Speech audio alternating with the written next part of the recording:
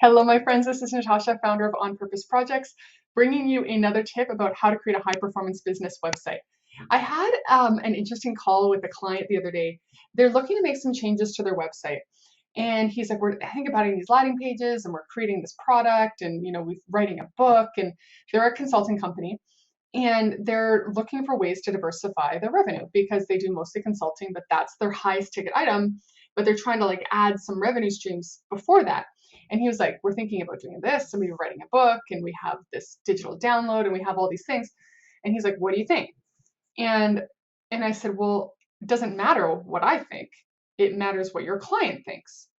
And so we were kind of talking about this, and even though they're like a management and a marketing consulting company, they're a strategy company, they hadn't really thought about, okay, what does your target market want?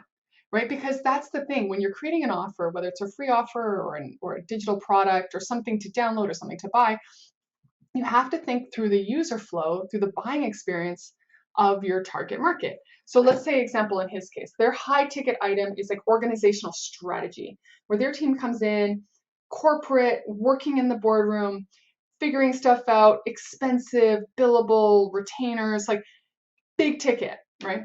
And then you're going backwards down the list to try to kind of create smaller ticket items to sort of fill that funnel, right? Filling the funnel, filling the funnel. And so he's like, well, what do you think? We're writing a book. And I said, well, I don't know. Does your target market want a book? Do they like books? Do they read books? Are they asking for a book? Do they ask you for book recommendations? And then he's like, hey, we're thinking about launching a leadership survey and like a leadership assessment tool. And I said, that's cool too. But what does your target market think? Like, it doesn't matter what I think. It doesn't matter what you think. It matters what they think. And it's sometimes hard for us to think that because I know for me as well, like I've created products that I'm pushing my agenda.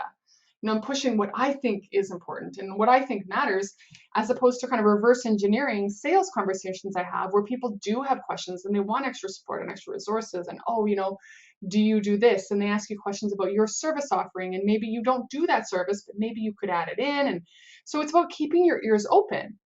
What are your target market? What is your target market asking for, directly or indirectly? Where are the gaps that are not your big ticket, but could be filled in the meantime? And again, there is no recipe. There is no magic formula that this is going to work. It's like you have to work with your target market and figure out what they want. And I tell people all the time, it's like we get asked to give advice and consult on conversion optimization. And it's like, well, it completely depends on what your target market thinks. Like, can you grab a few of your best clients, a few of your clients who are like you would consider friends, and talk to them and say, what if I bought this? Or what if I thought about this? Or because for you to put tons of money into a launch of something that they don't even want to buy is sort of ridiculous. So, you talk to them, you talk to your target market, and not everyone. Talk to your ideal client. So if you have a client that is exactly who you're looking for, reverse engineer it. If we created a book, would you buy it? If we had a leadership survey, would you buy it? If we had a webinar series, would you buy it? Like, what do you need that would help us on that stair step to consulting? And this may be someone who already bought your consulting. So what could we have offered that would have helped you feel great about buying like our big ticket item? And you have to have these conversations, because if you're guessing and just throwing darts against the wall, you're going to waste a lot of time and work in circles. And so that's what I said to him. I sent him back. I said, look, before you hire web people, you are not ready. You need to figure out what you're creating. You need to figure out what that funnel is, what those steps are, what that value ladder is, in the sense of ClickFunnels, and reverse engineer. Don't guess. And sometimes there's a process of sort of trying something and then adapting and adapting and adapting it.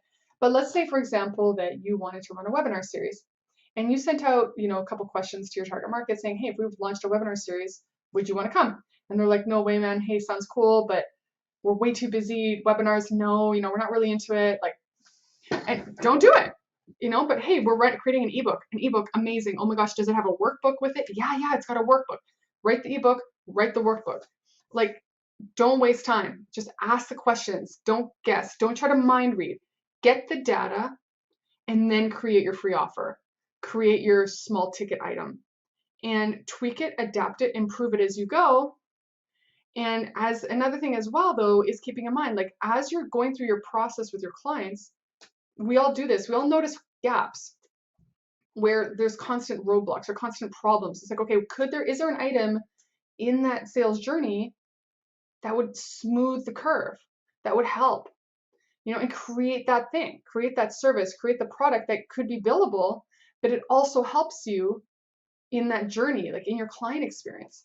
So yeah, so when it comes to creating an opt-in offer or a low ticket, don't guess. Don't talk to someone outside of your industry. Like, I don't work in organizational strategy. I don't know. Don't ask me. Talk to the people that you're trying to sell to, and they will give you the best information. And it'll save you just so much time, so much headache, so much guessing, and just, you'll see. It's hard to do sometimes, to kind of put your ego away and actually talk to the people you want to sell to, but you're going to get such great data, you won't regret it. Anyway, I will talk to you tomorrow.